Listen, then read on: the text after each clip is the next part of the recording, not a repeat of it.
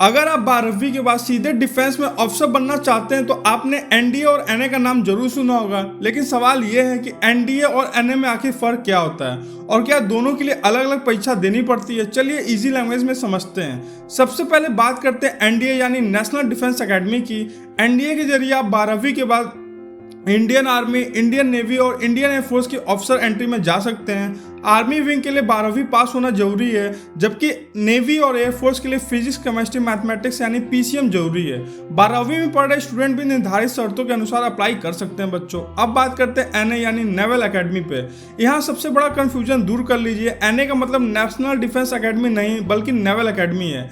NDA में army, navy और air force के ऑप्शन होते हैं, जबकि एनए में 10+2 कैडेट एंट्री स्कीम के जरिए इंडियन नेवी में ऑफिसर बनने का रास्ता मिलता है। इसके लिए पीसीएम यानी फिजिक्स, केमिस्ट्री, मैथमेटिक्स जरूरी है। अब सबसे खास बात, एनडीए और एनए के लिए यूपीएससी की एक ही एनडीए एंड एनए एग्जामिनेशन होती है, यानी आपको अलग अलग 2 रिटन एग्जाम देने की जरूरत नहीं होती है। रिटन एग्जाम के बाद एसएसबी, मेडिकल और मेरिट प्रेफरेंस के आधार पर फाइनल सिलेक्शन होता है। अब बात करते हैं ट्रेनिंग की। तो एनडीए में सेलेक्टेड कैडेट्स पहले नेशनल डिफेंस एकेडमी में ज्वाइंट ट्रेनिंग करते हैं। इसके बाद army cadets IMA Dehradun, naval cadets Indian naval academy और एयरफोर्स कैडेट्स संबंधित एयरफोर्स ट्रेनिंग स्टेबलाइजमेंट में आगे की ट्रेनिंग लेते हैं। वहीं जो नेवल एकेडमी की 10+2 कैडेट एंट्री स्कीम में सेलेक्टेड कैंडिडेट 4 साल की बीटेक बेस्ड ट्रेनिंग करते हैं और सक्सेसफुल कंप्लीशन के बाद नेवी में ऑफिसर के रूप में कैरियर शुरू करते हैं बच्चों।